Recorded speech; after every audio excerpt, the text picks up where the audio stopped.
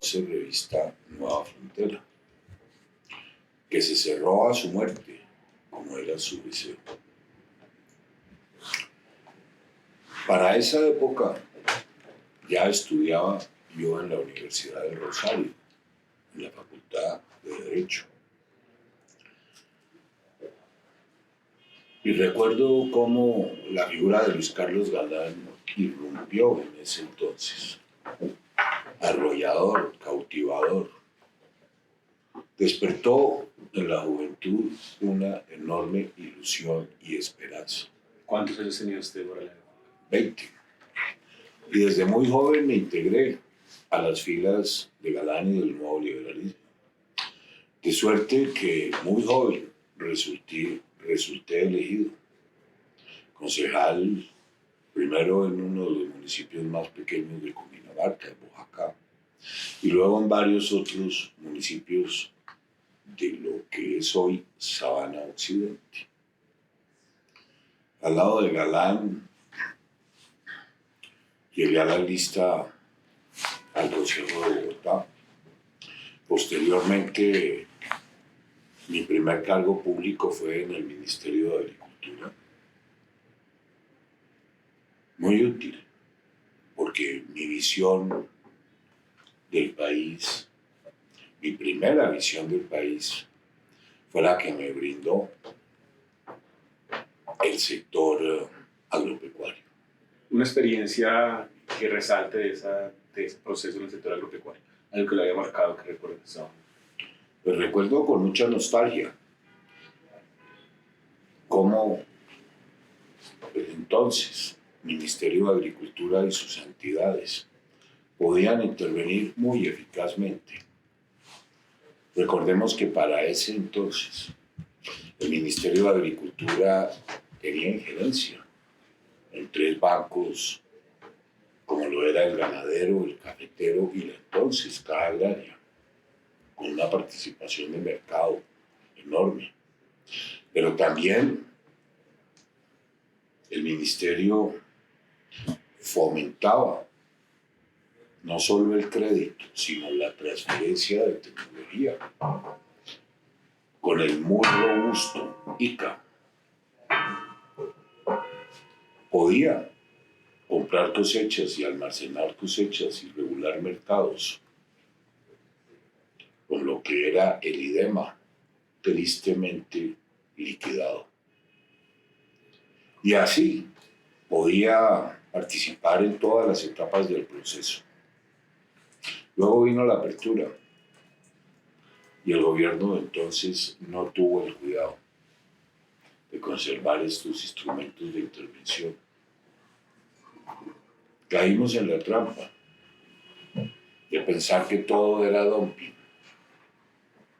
No ocurrió igual ni en Europa ni en los Estados Unidos.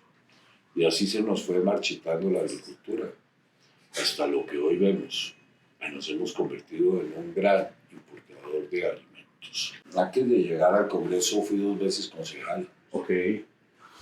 Muerto Luis Carlos Galán, yo resulté elegido al Consejo de Bogotá en la última lista que presentó el nuevo liberalismo en Bogotá. Posteriormente estuve 2 periodos en el Consejo de Bogotá y llegué al Congreso de la República por primera vez en el año 94. Hablemos entonces de consejo. Una experiencia que haya tenido de esos 2 periodos en consejo que recuerde con alegría.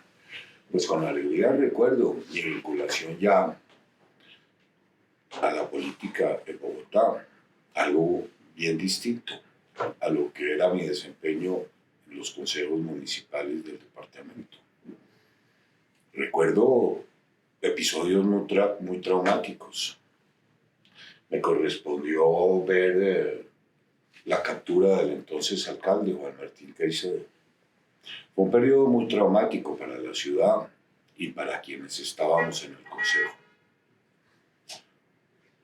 De mis colegas en el Consejo de Bogotá fueron detenidos, la gran mayoría de ellos.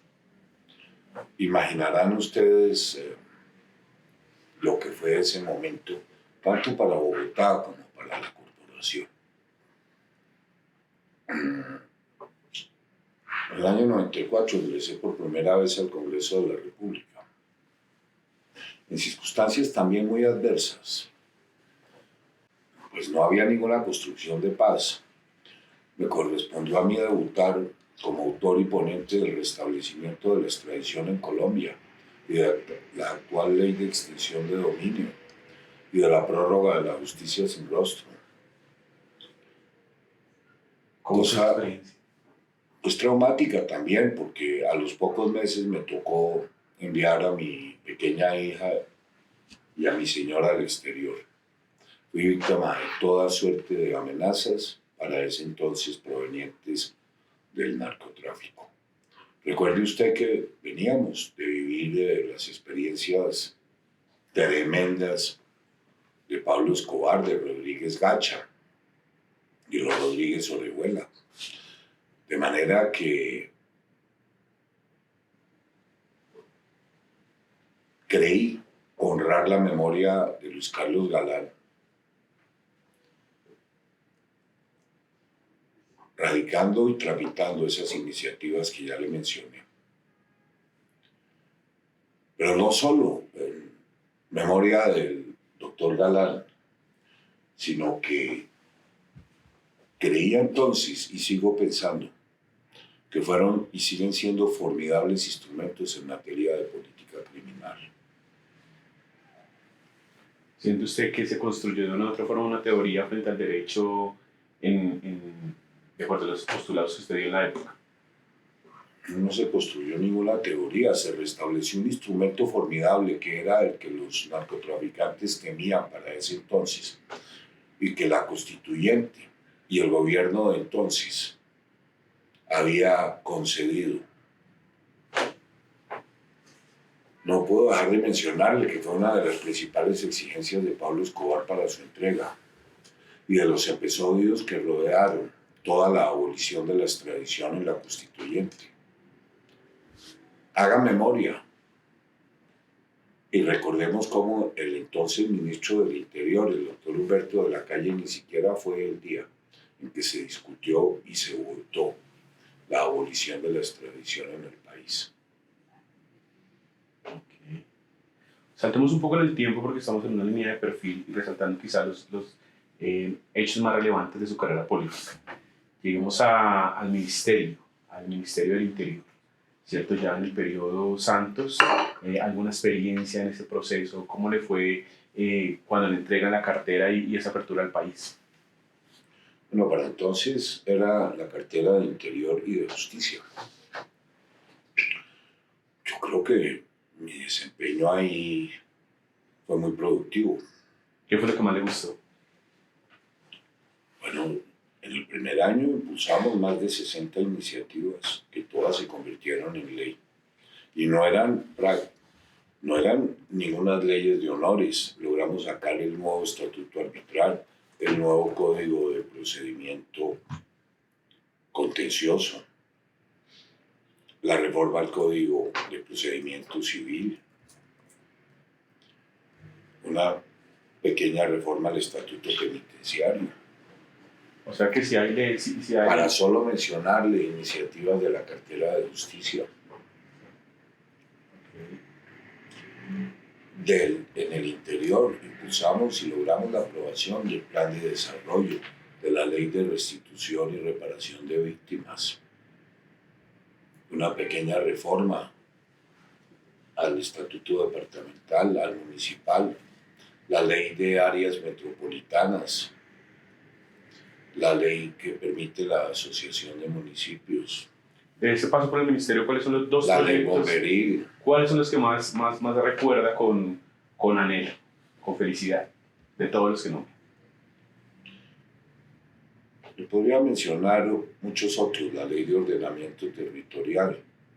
Depende del tema. ¿Cuál le gusta a usted? ¿Cuál es su tema preferido? Pues luego tuve experiencias aún más gratas. Terminado esa gestión en el Ministerio del Interior, se me encomendó redefinir la política pública en materia de vivienda. Para eso me tocó que se creara nuevamente el Ministerio de Vivienda, que el gobierno Uribe había abolido, de arrancar de ceros. ¿Crea usted toda esa estructura del ministerio? Sí, una política pública que fue muy exitosa, porque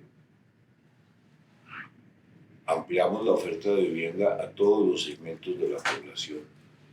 Para los que estaban por debajo de la línea de pobreza, el programa de vivienda gratis, en el que nadie creía y que logró entregar en su primer año 110.000 viviendas gratuitas. ¿Cuántos municipios recorrió en ese? En un 90% para mujeres cabezas de familia desplazadas, con 0 ingresos, quienes recibieron su título y su casita. Pero también ese programa creó Mi Casa Ya, que ha sido uno de los instrumentos más útiles aquí y que luego fue copiado en el exterior.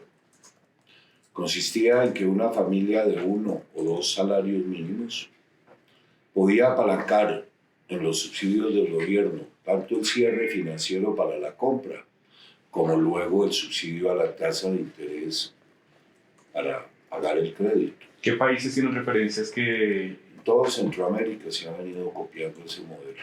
¿Y los llaman ustedes como para que los Sí, sigan en el para proceso? la consulta.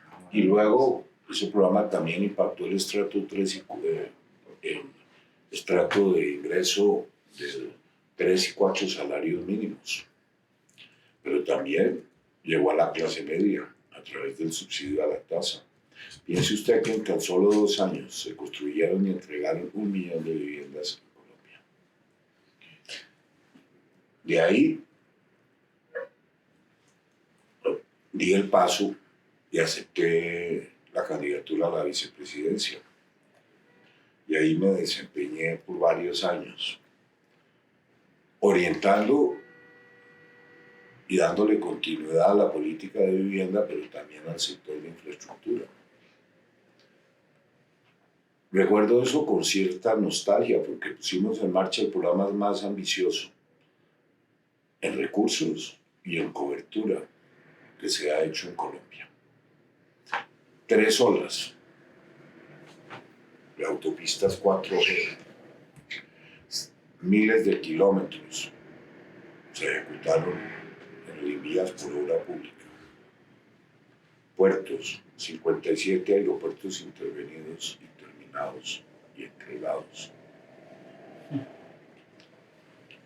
Desde entonces muy poco se ha hecho y yo me temo mucho que en este gobierno ninguna obra se podrá ejecutar.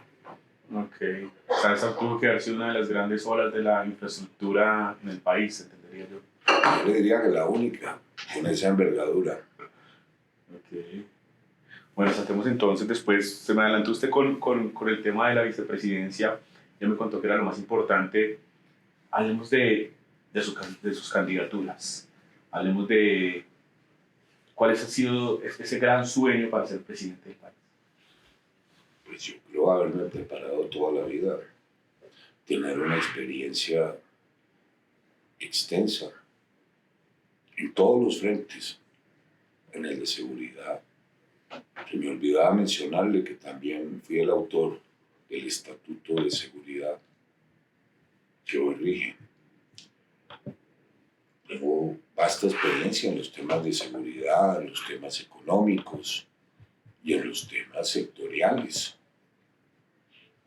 El Estatuto de Seguridad fue siendo congresista, imagino yo. Ministro, Ministro de siendo congresista promoví los 2 estatutos anticorrupción, sin gastarme miles de millones de pesos, como ocurrió con la hoy candidata Claudia López. Pues es que me correspondió vivir unas épocas tremendas, ¿no? Mi generación tuvo que soportar todo el embate del narcotráfico. Recordemos lo que fueron las bombas, las amenazas, los secuestros. El narcotráfico puso en jaque al Estado. Y yo creo haber puesto mi granito de arena cuando de enfrentarlos se trató. Pero luego, y en todos estos años, también tuvimos los embates de la guerrilla. Tenga presente que para el año 2001, en más de 600 municipios del país no había presencia de la fuerza pública. Miles de colombianos estaban secuestrados, millones extorsionados. De eso recuerdo haber sido objeto de 2 bombas, una que me mutiló la mano y otra que por fortuna no me ocasionó daño, más sí a mi cuerpo de seguridad. ¿Cuál es mi objetivo ahora? Contribuir eficazmente a que el doctor Petro y su gobierno, el que llaman progresista, abandone el poder en el año 2006. Vamos por muy mal camino, por pésimo camino. Yo nunca había visto un desafío institucional del alcance que tenemos hoy. ¿Cómo cree que puede conseguir ese objetivo? Como lo vengo haciendo, recorriendo el país, visibilizando los problemas, domingo a domingo exponiéndolos en mis notas dominicales, concientizando a la gente de lo que nos está ocurriendo en temas que tocan tanto a los colombianos como lo son la salud, el empleo, la economía, la parálisis en la ejecución de temas como el de infraestructura, vivienda, agua potable. Cuéntenos de sus 5 logros más importantes en toda su trayectoria política. Pues ya se los mencionaba en esta misma entrevista, que son los referentes a mi desempeño como parlamentario y posteriormente como ministro. Buena parte de la legislación hoy que nos rige ha tenido mi impronta. En el campo ya de ejecución, yo creo que la satisfacción más grande que he tenido en mi vida es haber podido poner en marcha ese programa de vivienda y luego haber podido entregar miles y miles de viviendas y ver la satisfacción de la gente que después de tantas frustraciones y promesas, por fin pudo hacerse a un techo propio. Y ahora cuando recorro nuevamente el país, puedo constatar cómo quedaron de bien las carreteras que pusimos en marcha en ese entonces.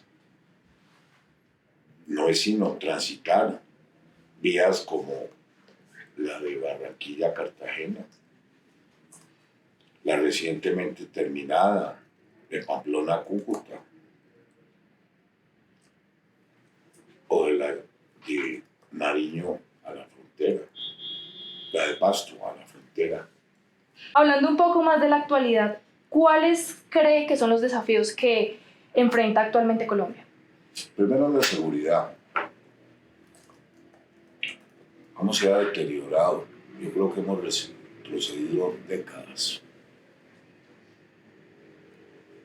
La llamada paz total le ha permitido a estas estructuras criminales consolidar su poder territorial y expandirlo. También sus negocios ilícitos. Felices deben estar los cabecillas a quienes ya le levantaron la orden de captura.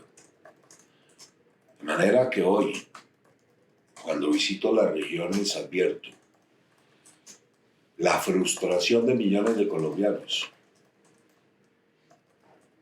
que nuevamente son amenazados, extorsionados, secuestrados, que ya no pudieron volver a sus fincas y que recuerdan lo que ocurrió años atrás y claman por un cambio de gobierno para que nuevamente se ponga fin a lo que viene ocurriendo. El segundo tema que le mencionaría es el económico. Como todos los sectores productivos están resentidos. El de la vivienda, el de la infraestructura, el sector minero energético, el petrolero, el gasífero, hasta el turismo, quién lo creyera, el industrial, llevamos registradas 4 caídas en la producción industrial. Y todo esto se deriva del bajo crecimiento y de la falta de ejecución del gobierno nacional. Todo esto no genera sino más desempleo, más pobreza. En tercer lugar, tengo como preocupación que el Congreso termine tramitando nefastas reformas como la de la salud, que van a terminar liquidando lo que con tanto esfuerzo construimos en décadas. Le agregaría a eso la nueva reforma tributaria que llega en el peor momento. Se lo advertimos bien a este gobierno. Uno de los principios tributarios es que la pita se jala, pero no se puede tutear. Esa reforma del año 2022, en vez de incrementar el recaudo de impuestos, ha ocasionado 2 caídas consecutivas en el recaudo. ¿Qué momento equivocado para impulsar una reforma laboral que solo generará costos adicionales al aparato productivo, que no tiene una sola norma que genere un nuevo empleo, tampoco ninguna que permita formalizar el empleo? El gobierno insiste en una agenda legislativa perversa. A eso le ha sumado el proyecto de acto legislativo que conducirá a este país a la quiebra absoluta, como lo es el de aumento de las transferencias o situado fiscal a los entes territoriales. Señalaría también la reforma política, en la cual el gobierno pretende que en Colombia solo subsista el partido único, el partido de gobierno, el pacto histórico. Pero qué tremendo es también advertir que la llamada reforma a la justicia quedó reducida a unas elementales normas en materia de transformar competencias de la Fiscalía, cuando lo que esperábamos era un proyecto de envergadura que contuviera disposiciones para que los colombianos tengan un mayor acceso a la justicia, para darles seguridad jurídica a este país, para que tengamos una correcta administración de la rama. Nada de eso quedó plasmado en esta iniciativa. ¿Cree usted que es posible que en el 2026 haya una gran coalición de centro-derecha? Muy deseable sería. Si no lo logramos, cualquiera sea el candidato, yo le diría que el año entrante espero que la opinión pública se decante, entienda la gravedad del momento, no repitamos la experiencia de Venezuela. Todo el mundo tiene derecho a participar en el debate, a recorrer el país, a promover sus ideas, pero en algún momento del año 2025 tendremos que unificar criterios. El pacto histórico y el doctor Petro tienen la fuerza suficiente para ya estar en una segunda vuelta. Y si no logramos que todos aquellos que creemos que este país va por muy mal camino, lleguemos unificados a las elecciones, nunca nos perdonaremos el de haber permitido que Petro se perpetúe en el gobierno. Hablando del pacto histórico, doctor Germán, ¿usted cree que el presidente Petro, que encabeza el pacto histórico, pone sucesor? Pues esa pregunta ya se la respondí. Harán hasta lo imposible.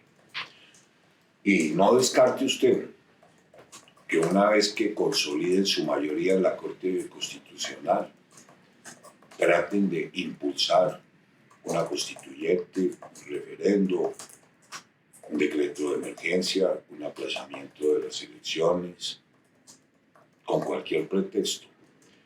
Esa ha sido la preocupación que he venido expresando en estos meses. Por eso libramos la batalla fallidamente en la elección del magistrado que tuvo lugar hace varios días. Pero les recuerdo que en el próximo mes de mayo el doctor Petro tendrá un nuevo magistrado, ya que la doctora Cristina Pardo abandona su puesto en la Corte Constitucional y esa es una terna del presidente Petro. En mi criterio, con eso completará la mayoría absoluta. Y así todos los días diga que no quiere reelegirse, cosa que por demás suena absurda. Tengo el temor de que una vez el gobierno consolide esa mayoría, ensaye o promueva algo de lo que le he mencionado, poniendo en riesgo el Estado de Derecho.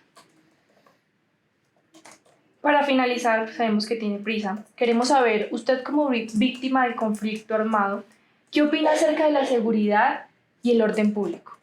Lo que ya le mencioné, peor no puede estar.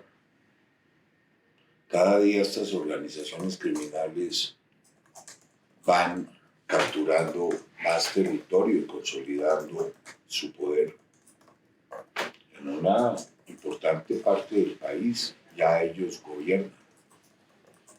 Ante la impotencia de la fuerza pública, que restringida por la llamada paz total y la mesa de diálogos infructuosa que hoy existe con 9 organizaciones, se ven impotentes para actuar. Doctor Germán, muchas gracias por el espacio permitido para la revista Poder. Fue un gusto. Ustedes, muchas gracias.